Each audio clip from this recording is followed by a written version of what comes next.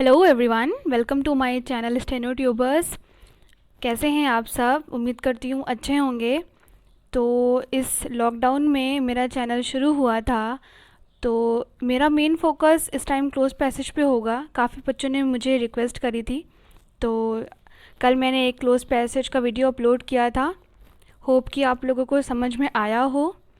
तो क्योंकि देखिए इसके कई लेवल होते हैं, तो कल मैंने बहुत ही बेसिक लेवल से स्टार्ट किया था, इस वजह से आज मैं इसका लेवल थोड़ा सा बढ़ा रही हूँ। ये जो क्लोज पैसेज है वो एसएससी के एग्ज़ाम में आया हुआ है। तो चलते हैं, आज मैंने ये क्लोज पैसेज थोड़ा सा हायर लेवल का चूज़ करा है ताकि आप लोगों को आइडिया हो सके कि बेसिक एंड हाई लेवल के जो क्लोज पैसेज हैं उसमें डिफरेंस क्या होता है। ठीक है, तो आइए चलते हैं। देखिए, सबसे पहले क्या करना है, आपको क्लोज पैसेज पढ़ना है। तो हाँ, एक और वार्निंग मैं दे देती हूँ कि अगर आप इसको जल्दी जल्दी देखने वाले हैं तो प्लीज़ मत देखें, तुरंत इसे ऑफ़ कर दीजिए। एंड अगर आपको वाकई में क्लोज पैसेज को समझना है तो मेरे वीडियो को आराम से रिलैक्स होकर खूब ज़्यादा टाइम निकाल कर तब देखिएगा। ठीक है, चलते हैं।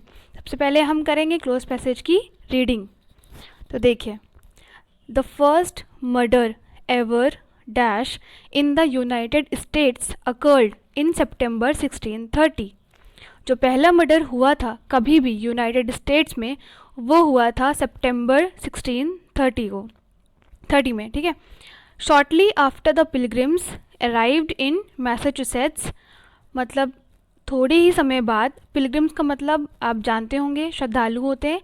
तो थोड़े ही समय बाद जब पिलग्रिम्स वहाँ पे आए थे। John Billington was the father of 2 sons. John Billington जो थे वो दो बेटों के पिता थे। Dash the first to settle in the new Plymouth colony. Dash कौन था जो पहला था वो सेटल हुआ था नई प्लाईमाउथ कॉलोनी में, near what is today Boston. ठीक है, near what is today Boston, जिसके पास में आज बॉस्टन नामक शहर है। And one of the people who sign the Mayflower compact, उन लोगों में से एक, हु साइन, जिसने मे फ्लावर कॉम्पैक्ट पे साइन किया था। And he was also the colony's first murderer, वही जिसने साइन किया था वो ही कॉलोनी का फर्स्ट मर्डरर भी था। Billington in fact was the first person to commit any dash in the colony। Billington जो थे यानी कि उन दो बेटों के पापा, इनफैक्ट वो जो थे वो पहले ऐसे व्यक्ति थे जिन्होंने कोई, अब कमिट क्या होता है ये तो आप अच्छे से जानते हैं, तो मिस्टेक होगा या तो क्राइम होगा या तो कुछ ऐसा होगा जिसके साथ कमिट आता होगा।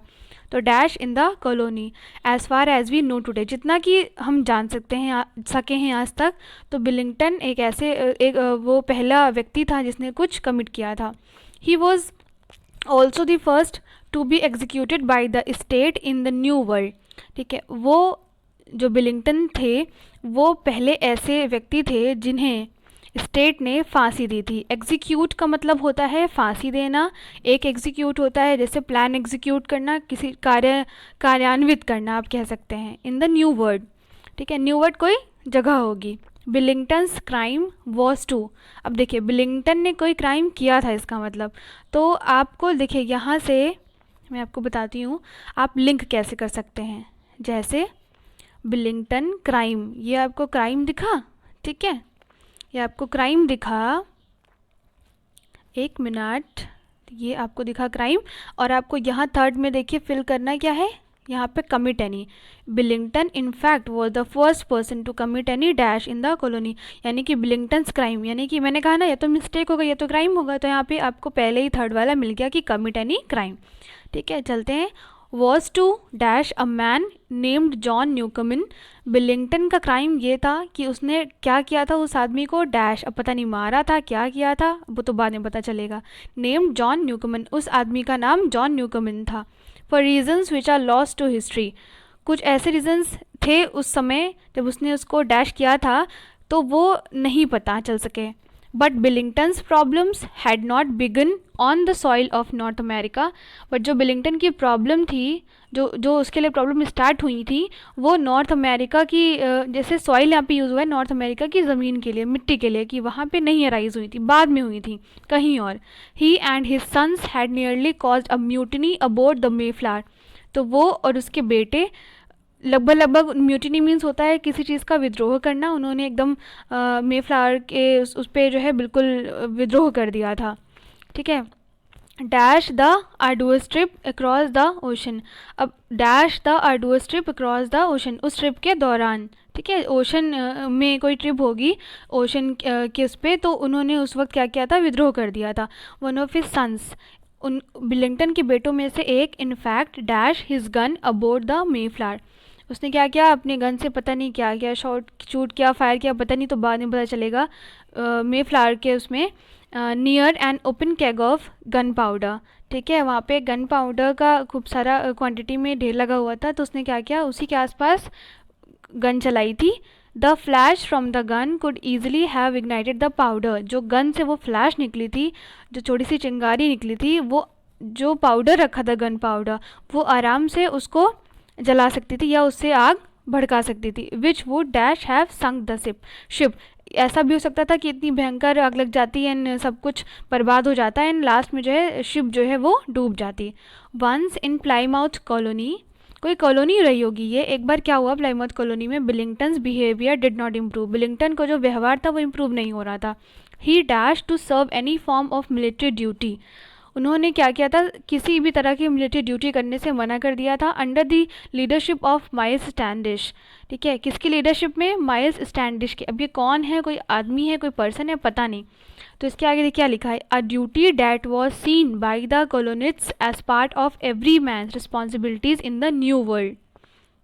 ठीक है, तो मिलिट्री यहाँ पे ये जो ड्यूटी है, मिलिट्री ड्यूटी, ये बताई गई है कि ये ऐसी ड्यूटी थी that was scene by the colony, जो वहाँ पे कॉलोनिस्ट थे वो इसको कुछ इस तरह से देखते थे कि ये हर एक आदमी की जिम्मेदारी बनती है उस न्यू वर्ल्ड में। ठीक है, he was later guilty in a plot to overthrow the entire leadership of Plymouth colony. बाद में क्या हुआ, वो गिल्टी फाउंड हुआ, लेकिन यहाँ पे क्या हुआ, ही was later guilty in a plot, मतलब ये आपको आगे भी एक हिंट मिलेगा, ध्यान रखिएगा। He was later guilty in a plot to overthrow the entire leadership, बाद में उसको दोषी पाया गया था कि उसने एक प्लॉट किया था कि पूरी लीडरशिप उसने बर्बाद करके रख दी थी प्लाईमाउथ कॉलोनी में। Dash a lack of evidence prompted the town's leaders to let him go free, क्या हुआ लेकिन बाद में कि उसके खिलाफ सबूत नहीं मिल पाया, इसलिए जो लीडर्स थे उनको मजबूरन उसे छोड़ना पड़ा। इन द एंड, बाद में क्या हुआ, Billington's rebellious and angry nature caught up with him, Billington का जो विद्रोही और बहुत जो गुस्से वाला नेचर था, उसने आखिर में उसको जो है बर्बाद कर ही डाला। He was found dash of the murder of the John Newcomen, बाद में क्या हुआ कि जिस इंसान का उसने मर्डर किया था उसका वो जो भी पाया गया हो, and died in disgrace on the गैलोज। ठीक है, तो बाद में क्या हुआ, वो उसको जो है गिल्टी, सॉरी, जो भी ये वर्ड था बाद में यह पता चलेगा, तो बाद में उसको died in disgrace on the गैलोज। अब यहाँ पे जो बच्चे गैलोज की मीनिंग नहीं जान रहे होंगे उनके लिए बहुत डिफ़िकल्ट होगा। ठीक है, लेकिन मैं बताऊँगी कि कैसे वो कैप्स की मीनिंग जाने बिना आप उस सेंटेंस की मीनिंग का आइडिया लगा सकते हैं। तो शुरू करते हैं। अब देखिए, स्टार्टिंग से देखिएगा। The first murderer ever dash in the United States occurred इन। ठीक है, अब देखिए मर्डर जो होता है वो कोई भी मर्डर है तो वो कंस्ट्रक्ट तो किया नहीं जाता है। ठीक है, तो ये तो ऐसे ही गलत हो गया। फिर है occurred, the first murder ever occurred. ठीक है, अब अकर्ड कुछ बच्चों को लग सकता है तो इसको होल्ड पे रख देते हैं। नेक्स्ट है हमारा the first murder ever created, कोई मर्डर क्रिएट नहीं किया जाता, मर्डर सीन क्रिएट किया जा सकती है लेकिन मर्डर नहीं। लास्ट है हमारा कमिटेड, तो कमिटेड जो होता है, देखिए मैंने कहा कोई क्राइम है तो वो कमिट हमेशा होता है, ये हमेशा ध्यान रखिएगा कि अगर कोई क्राइम हो रहा है तो हमेशा कमिट होगा। ठीक है, तो यहाँ पे सबसे ज़्यादा अकड़, देखिए अगर जैसे कोई चोरी होती है तो ये यूज़ करते हैं हम कि वहाँ पे चोरी हो गई, तो इस जगह पे अकर यूज़ हो सकता है, बट यहाँ पे मर्डर की बात है तो हमेशा मर्डर कमिट होता है, कोई भी जैसे मर्डर क्राइम में आता है। ठीक है, तो ये हुआ हमारा, इसमें अकर भी नहीं, ये होगा कमिट। ठीक है, और मैंने आपको पहले ही बताया, यहाँ पे देखिए लिखा है फर्स्ट पर्सन, देखिए टू कमिट, यानी कि कोई मर्डर उसने किया था, उसने क्या किया, कमिट। यहाँ से भी आप हिंट ले सकते हैं कि यहाँ पे कमिट दिया है तो यहाँ पे भी कमिट ही सही होगा। ठीक है, चलते हैं हमारी नेक्स्ट। तो नेक्स्ट है हमारा, अब देखिए the first murder ever committed in the United States occurred in September 1630, shortly after the Pilgrims arrived in Massachusetts. John Billington was the father of two sons. John Billington जो थे वो दो बेटों के पिता थे. Dash the first to settle in the New Plymouth colony. तो अब आप देखिए क्या देखेंगे इसमें कि जो दो यहाँ पे टू सन्स के बाद कॉमा लगा हुआ है, ठीक है. एंड आपको ये देखना है कि द फर्स्ट टू मतलब उन दो में से कोई एक ही तो सेटल हुआ है ना. द फर्स्ट मतलब जो दो थे उसमें से पहला वाला सेटल हुआ. तो अब उसके लिए क्या यूज़ करेंगे? नन ऑफ द फर्स्ट मतलब इनमें से कोई भी नहीं. नहीं, ये तो नहीं होगा, ये भी wrong. Some of the first, दो ही तो है ना. सम तो हम दो से ज़्यादा के लिए भी यूज़ करते हैं, तो सम भी नहीं. एनी ऑफ द मतलब एनी ऑफ द क्या, जो आपको क्या लगता है कि एनी यूज़ होगा? लाइक एनी तो नहीं होगा, ठीक है. एनी ऑफ द मतलब एनी भी नहीं, दो ही तो है ना, तो दोनों में से कोई एक ही तो हो रहा है. तो डैट मीन्स कि one of the first to settle in the new Plymouth colony. तो दोनों में से कोई एक है जो सेटल हुआ था न्यू प्लाईमाउथ कॉलोनी में, जहाँ पे आज बॉस्टन शहर है, ठीक है. ये हो गया हमारा सेकंड. चलते हैं नेक्स्ट हमारा है, देखिए, and one of the people who signed the Mayflower compact, ठीक है. एंड ही वॉज ऑल्सो, जो सेटल हुआ था उसी ने क्या किया था कि साइन किया था मे फ्लावर कॉम्पैक्ट पे. ये किसी तरह का कॉम्पैक्ट होगा, लाइक संधि आप कह सकते हैं. जिसको नहीं मीनिंग पता है वो कुछ इस तरह से सोच सकता है. And he was also the colony's first murderer, वही कॉलोनी का फर्स्ट मर्डरर भी था, ठीक है. Billington in fact was the first person to commit any. अब देखिए बिलिंगटन जो थे वो उन्होंने क्या किया, कोई चीज़ कमिट की कॉलोनी में पहली बार, ठीक है. तो देखते हैं कि इसमें क्या होगा.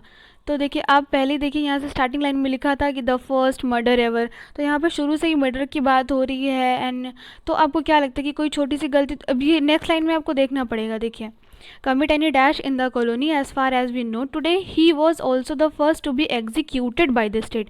अब जिनको इसकी मीनिंग नहीं पता होगी उनके लिए थोड़ी प्रॉब्लम हो सकती है, लेकिन एग्जीक्यूटेड तो बेसिक वर्ड है, आप सबको पता होगा मेरे हिसाब से. तो एग्जीक्यूट मतलब क्या हो गया कि इसीलिए वो पहले ऐसे थे जिनको स्टेट के द्वारा फांसी दी गई थी. He was also the first to be executed by the state in the new world, ठीक है. एंड लास्ट लाइन में भी जब आपने पढ़ा होगा ही was found dash of the murder, तो आपको इससे पता लग रहा है कि उन्होंने कोई बड़ा क्राइम ही किया है, इसीलिए उन्हें फांसी दी गई है. तो देखिए ये क्या यहाँ पे है कि मिस्टेक. अब crime was to commit any mistake in the colony, तो छोटी सी मिस्टेक के लिए तो फांसी दी नहीं जाती, तो ये तो कट हो गया, ठीक है. नेक्स्ट है हमारा क्राइम, इसको छोड़ देते हैं अभी. प्रॉब्लम, ठीक है. तो प्रॉब्लम क्या लगता है, कमिट एनी प्रॉब्लम कोई कमिट करता है? नहीं, तो ये दोनों तो गलत हो गए. नेक्स्ट है हमारा मिस्चीफ, ठीक है. कमिट एनी मिस्चीफ नहीं, कोई शरारत के लिए तो फांसी नहीं देता, तो सिंपल सी बात है क्राइम के लिए हमेशा फांसी मिलती है. तो हमारा जो थर्ड होगा वो होगा commit any crime in the colony, कोई क्राइम कमिट किया था उन्होंने कॉलोनी में, इसलिए उनको फांसी दी गई. नेक्स्ट चलते हैं हमारा, देखिए, he was also the first to be executed by the state in the New World. Billington's crime was to dash a man named John Newcomen. अब देखिए बिलिंगटन का क्राइम था वो क्या था कि डैश अ मैन, जो हर्ट अ मैन मतलब किसी मैन को हर्ट करने पर उसको फांसी मिल जाएगी, नहीं ये तो नहीं हुआ. इंजर अ मैन हो सकता है, इसको रख देते हैं, ठीक है. तो चलते हैं नेक्स्ट. शूट अ मैन, ये भी हो सकता है, अगर मर्डर हुआ है तो हो सकता है उसने शूट किया हो, ठीक है. तो देखते हैं नेक्स्ट. वुंड, तो वुंड भी नहीं होगा हमारा, ठीक है. थोड़ा ये मतलब हैवी सा नहीं लग रहा है, ठीक. लाइक अब एवरेज बच्चे की तरह सोचेंगे, जैसे एग्ज़ाम हॉल में जब दिमाग काम नहीं करता है तो आपको ये सब चीज़ें बहुत हेल्प करती हैं कि बिलिंगटन्स क्राइम वॉज टू डैश, यानी कि वो अगर उसने मर्डर किया इसका मतलब उसने डायरेक्टली शूट ही किया है, कोई बड़ा ही क्राइम किया है तभी उसको फांसी मिली है. वो छोटी मोटी चोट नहीं पहुँचाई है उसने, उसको हर्ट नहीं किया या इंजर नहीं किया है, ठीक है. इसलिए यहाँ पे होगा शूट, क्योंकि यहाँ पे दिया भी हुआ है कि एग्जीक्यूटेड, उसको फांसी हुई थी, ठीक है. चलते हैं नेक्स्ट हमारा है, देखिए, for reasons which are lost to history, but Billington's problems had not begun on the soil of North America. He and his sons had nearly caused a mutiny aboard the Mayflower dash the arduous trip. तो जब Billington ने और Billington के बेटों ने जब विद्रोह शुरू किया था उसके दौरान, तब क्या होता है कि किस ट्रिप के दौरान, मतलब वो किसी ट्रिप पे थे, डैट मीन्स की। अब देखिए आर्डुअस का मतलब हर बच्चे को नहीं पता होगा, इसलिए मैं इसको यहाँ पे छोड़ रही हूँ, ठीक है। जैसे मैं एवरेज बच्चे की तरह सॉल्व कर रही हूँ, तो वो कैसे सोच सकता है एग्ज़ाम हॉल में। मेरा मोटो ये है कि आपको ये आइडिया लगे कि कैसे आप बिना वोकैब की मीनिंग, अगर हो सकता है कि पॉसिबल है कि उस वक्त आपको वोकैब की उस वर्ड की मीनिंग ना समझ आ रही हो, तो आप कैसे उसको करेक्ट ऑप्शन फिल कर सकते हैं, ठीक है। तो ओशन ओशन इतना तो आप समझ सकते होंगे, कोई ट्रिप है अक्रॉस द ओशन, मतलब ओशन के उस पर कोई, जैसे आप ये मान सकते हैं मे फ्लावर जो यहाँ पे है, तो हो सकता है ये किसी तरह की शिप हो, जिस पे जैसे अबोर्ड यहाँ पे, तो शिप पे हो सकता है, अबोर्ड यूज़ होता है जैसे अबोर्ड प्लेन पे चढ़ने के लिए ये चीज़ होती है, तो हो सकता है शिप हो तो उस पर चढ़ने के लिए यूज़ हुआ कि जब उस पर कोई ट्रिप हो रही थी, वो जा रहे थे बिलिंगटन और बिलिंगटन के बेटे, तो उन्होंने क्या किया उसी दौरान विद्रोह शुरू कर दिया, ठीक है। कुछ हुआ होगा उस टाइम पे, तो उस ट्रिप के दौरान, दौरान आ रहा है ना, तो beneath, across, besides and during. तो अक्रॉस द आर्डुअस ट्रिप नहीं, नहीं पॉसिबल नहीं। क्रॉस द ब्रिज होता तो सोच भी सकते थे, बीनीथ नहीं, तो बिल्कुल नहीं, बिसाइड्स ये भी नहीं, तो डैट मीन्स कि ड्यूरिंग द आर्डुअस ट्रिप, जो हमारा फिफ्थ ऑप्शन होगा वो ड्यूरिंग होगा, ठीक है। चलते हैं नेक्स्ट पे। नेक्स्ट देखते हैं, across the ocean one of his sons in fact dash his gun aboard the Mayflower near. देखिए उनमें वन ऑफ हिज सन्स, उन दो बेटों में से एक ने क्या किया, in fact dash his gun aboard the Mayflower, उसने क्या किया कि देखिए यहाँ पे चार ऑप्शन है, तो यहाँ पे आप जानते हैं कि गन या तो शूट होती है, तो फायर किया जाता है उससे, तो जो हमारे ये दो हैं थ्रू एंड ये फ्लंग, ये तो ऑलरेडी रॉन्ग हो गए, ठीक है, ये भी किया। अब बचा हमारा शॉट एंड फायर्ड, ठीक है। तो अब बच्चे इसमें कंफ्यूज हो सकते हैं, सिंपल सी बात है, मैं भी कंफ्यूज हुई थी, मुझे ज़्यादातर ये पता था कि शॉट भी यूज़ होता है एंड फायर भी यूज़ होता है, तो मैंने ये भी सुन रखा था फायर द गन एंड ये ऐसे कुछ ना, आपने कभी कभी सुना होगा न्यूज़पेपर्स में निकलता था कि हर्ष फायरिंग में 5 लोगों की मौत हो गई, तो इस तरह से भी कहीं ना कहीं वो दिमाग में घूम रहा था कि यहाँ पे फायर होगा, फायर्ड सही होगा या शॉट होगा। तो जब मैंने इसकी नेक्स्ट लाइन पढ़ी थी कि Mayflower near an open keg of gun powder the flash from the gun could easily have, तो देखिए अगर यहाँ पे मैंने उस टाइम ये सोचा कि अगर यहाँ पे कोई पर्टिकुलर पर्सन होता तो वो शूट करता या शॉट करता अपनी गन, तो यहाँ पे उसने फायर्ड ही किया होगा। देखिए यहाँ पे आगे आपको समझ में आएगा कि फायर क्यों सही है। शॉट मतलब कि जब वो शॉट करता तो कोई चीज़ एम करके करता, मतलब उसने बस यूँ निकाल ली और यूँ फायर कर दिया गन, ठीक है। तो मोस्ट ऑफ द प्लेसेस पे आप देखेंगे फायर यूज़ होता है, यहाँ पे यूज़ होगा फायर्ड, ठीक है, fired his gun aboard the Mayflower. Next देखते हैं near an open keg of gun powder.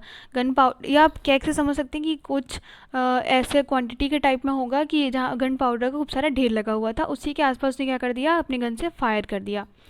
तो the flash from the gun could easily have ignited the powder. जब मैंने ये लाइन पढ़ी थी कि जो फ्लैश गन से निकली, जो चिंगारी निकली थी, वो हो सकता है, मतलब वो आसानी से उस जो पाउडर रखा था उसको पूरा जला सकती थी, इग्नाइट कर सकती थी। वो पूरा पाउडर, सिंपल सी बात है, गन पाउडर है तो वो फायरिंग से बर्बाद हो ही जाता, ठीक है। तो चलते हैं कि ऑप्शन पे, ठीक है, चलते हैं नेक्स्ट पे, देखिए, ठीक है, यहाँ पे आपको समझ में आ गया होगा कि फायर्ड हिज गन। नेक्स्ट है aboard the Mayflower near an open keg of gun powder the flash from the gun could easily have ignited the powder which would dash have sunk the ship. तो देखिए यहाँ पे could आ गया है, आपको यहाँ पे मीनिंग समझनी पड़ेगी कि जो गन से फ्लैश निकली थी, कुड ईजिली हैव मतलब वो आसानी से पाउडर को इग्नाइट कर सकती थी, विच वुड जिससे कि शिप जो है वो डूब सकती थी, ठीक है। तो ये नहीं है कि मतलब यहाँ पे कुड ईजिली हैव लग गया है। देखो अगर यहाँ आपको ये समझना पड़ेगा कि the flash from the gun could easily, यहाँ पे ईज़िली जो वर्ड यूज़ हुआ है वो आपको ये बताने के लिए यूज़ हुआ है कि हो सकती थी, मतलब आसानी से जो फायर फ्लैश निकली थी वो इग्नाइट कर सकती थी, लेकिन ऐसा हुआ नहीं था। तो विच would dash have sunk the ship, ship हो सकता था कि अगर वो पाउडर इग्नाइट हो जाता तो कुछ विस्फोट हो जाता, कुछ ऐसा होता कि जो शिप को डूबने पे मजबूर कर देता। तो यहाँ पे 4 ऑप्शन है हमारे पास 7 के लिए। अनलाइकली है, फ्रैंकली है, प्रोबेबली है, ट्रूथफुली है। तो अनलाइकली हैव शंक द शिप, मतलब अनलाइकली क्या, अनलाइक मतलब होता है उसके जैसा नहीं, तो यहाँ पे इसका तो कोई यूज़ ही नहीं हो रहा। फ्रैंकली, फ्रैंकली तो यहाँ पे आ ही नहीं सकता। फ्रैंकली कब यूज़ होता है, जैसे ऐसे होता है कि फ्रैंकली स्पीकिंग ऐसे। ट्रूथफुली, ट्रूथफुली मतलब सच्चाई से, यहाँ इसका भी कोई मतलब नहीं। प्रोबेबली मीन्स होता है शायद, मतलब देखिए यहाँ मैंने कहा कि आपको शायद यूज़ करना, which would probably have sunk the ship, probably से आपको समझ में आएगा कि हो सकता है शायद शिप जो है वो डूब जाती। तो नेक्स्ट चलते हैं हम। ठीक है, वंस इन प्लाईमाउथ कॉलोनी, एक बार क्या हुआ था, Billington's behaviour did not improve, Billington का जो बिहेवियर था वो इम्प्रूव नहीं हो रहा था। He dash to serve any form of military duty. ठीक है, उसने क्या किया, अब देखिए जब उसका बिहेवियर ही नहीं इम्प्रूव हो रहा है, वो मर्डर करने पे तुला हुआ है, तो आपको क्या लगता है कि वो मिलिट्री ड्यूटी करना एक्सेप्ट करेगा? सिंपल सी बात है, नहीं करेगा। ठीक है, requested to serve, he requested, नहीं, वो रिक्वेस्ट क्यों करेगा, रिक्वेस्ट भी तो नहीं। और यहाँ पे रिक्वेस्टेड तो आपको सही भी, he request to serve any, requested के बाद कोई आपका आना चाहिए ऑब्जेक्ट, सॉरी सब्जेक्ट आना चाहिए कि उसने किसको रिक्वेस्ट किया, किसको नहीं किया, तो यहाँ पे वो भी नहीं है। ठीक है, रिजेक्टेड, नेक्स्ट है हमारा रिफ्यूज। तो रिजेक्ट, रिजेक्ट होता है जैसे देखिए, रिजेक्ट मतलब कोई जॉब का प्रपोजल रिजेक्ट कर देना, एंड वो कर देना। रिफ्यूज़ का मतलब क्या होता है कि मना कर देना। अब आपको थर्ड और फोर्थ में वर्ड में कन्फ्यूज़न होगी ज़रूर। तो ही रिजेक्ट, जैसे ऑफ़र कोई होता है तो हम उसको रिजेक्ट करते हैं, उसने क्या किया है कि वो ड्यूटी करने से मना करा है, तो आपको क्या करना है, यहाँ पे रिफ्यूज़ लगाना है। क्यों? क्योंकि ज़्यादातर टाइम क्या होता है कि रिफ्यूज़ जो होता है फॉलो होता है इन्फिनेटिव से, लाइक टू प्लस वर्ब। ठीक है, तो means to decline a request और डिमांड। ठीक है, रिफ्यूज़ का मतलब होता है कि कोई रिक्वेस्ट या डिमांड को मना कर देना। तो यहाँ पे क्या हो रहा है, उसको उससे रिक्वेस्ट करी गई होगी कि तुम मिलिट्री ड्यूटी ज्वाइन कर लो या तुम वो करो under the leadership of Miles Standish, लेकिन उसने क्या किया, रिफ्यूज़ कर दिया। तो यहाँ पे करेक्ट ऑप्शन रिफ्यूज़ होगा। ठीक है, चलते हैं नेक्स्ट स्लाइड की ओर। नेक्स्ट है हमारा a duty that was seen by the colonists as part of every man's responsibilities in the New World. He was later guilty in a plot to overthrow the entire leadership of Plymouth colony dash a lack of evidence. देखो देखिए, ही was later guilty मतलब बाद में उसको guilty पाया गया, दोषी पाया गया कि उसने कोई प्लॉट किया था जो सारी लीडरशिप को बर्बाद करने के लिए प्लाईमाउथ कॉलोनी की। लेकिन यहाँ पे डैश अब lack of evidence prompted the town's leaders to let him go free. देखिए जब वो दोषी पा ही गया है तो उसको कोई फ्री क्यों छोड़ेगा, सिंपल सी बात है। जब जब किसी के पास प्रूफ नहीं होगा तो यहाँ पे एक कंट्राडिक्शन आ रहा है। तो यहाँ पे hence a lack of evidence, नहीं मिला तो नहीं है इसलिए हैंस नहीं यूज़ हो सकता। फिर एंड अ लैक ऑफ, नहीं ये भी नहीं। Therefore a lack of evidence, नहीं, यहाँ पे देयर फॉर तब यूज़ होता है जब ये कहते कि देयर फॉर मतलब वो गिल्टी पाया गया इसीलिए उसको पनिशमेंट हुई, लेकिन यहाँ पे तो कंट्राडिक्ट कर रहा है कि वो दोषी पाया गया लेकिन उसको पनिशमेंट हुई नहीं और उसको छोड़ दिया गया क्योंकि सबूत नहीं थे। तो यहाँ पे आपको एक ही ऑप्शन दिखता है बट। ठीक है, चलते हैं नेक्स्ट। नेक्स्ट है हमारा in the end Billington's rebellious and angry nature caught up with him, last में उसको अपना ही बिहेवियर भारी पड़ जाता है। He was found dash of the murder of John Newcomen and died in disgrace on the gallows. ठीक है, तो गैलाउज मीन्स होती है फांसी। ठीक है, तो ही was found dash of the murder, तो ही वॉज फाउंड डैश मतलब वो शेमफुल, मर्डर का वो शेमफुल पाया जाएगा, नहीं। अनहैप्पी, क्या बात कर रहे हैं, सॉरोफुल वो दुखी, मतलब हद है, दुखी कैसे होगा, तो वो सिंपल बात, कोई भी क्राइम है तो उसके लिए वो गिल्टी ही पाया जाएगा ना। तो गिल्टी जो ऑप्शन है यहाँ पे, जैसे आपने सुना होगा गिल्टी, फाउंड गिल्टी मीन्स दोषी पाया जाना या अपराधी पाया जाना, तो वो जॉन न्यूकमन के मर्डर का दोषी पाया गया, अपराधी पाया गया। Like he was found guilty and was condemn to death, ये सेंटेंस आपने सुना होगा। ठीक है, तो यहाँ पे होगा ऑप्शन हमारा गिल्टी। तो ये रहा आज का क्लोज पैसेज। मुझे उम्मीद है कि आपको ये समझ में आ गया होगा। मैंने जिस तरीके से बताया है, मैं बिल्कुल मैं ऐसे नहीं बता रही कि देखिए कभी कभी ऐसा होता है कि एग्ज़ाम हॉल में आप जो सिनोनिम्स एंटोनिम्स या वोकैब्स जो आती हैं पैसेजेस में, वो कभी कभी नहीं याद आती उस टाइम पे, क्योंकि प्रेशर बहुत हाई होता है। तो आपको कैसे सेंटेंस के माध्यम से आपको उस वर्ड का अंदाज़ा लगाना है कि उस वर्ड में कैसे क्या बताया गया है, कैसे हमको इस चारों ऑप्शन में से किस तरह से हमें एक ऑप्शन करेक्ट टिक करना है। तो मेरा यही मोटो है कि आपके एग्ज़ाम में क्लोज पैसेज एंड पैसेज पूरी तरह से सही हो। बाकी मैं कंटिन्यू करूँगी इसको कि आपको कोई प्रॉब्लम ना हो। ओके, फिर थैंक्स फॉर वाचिंग।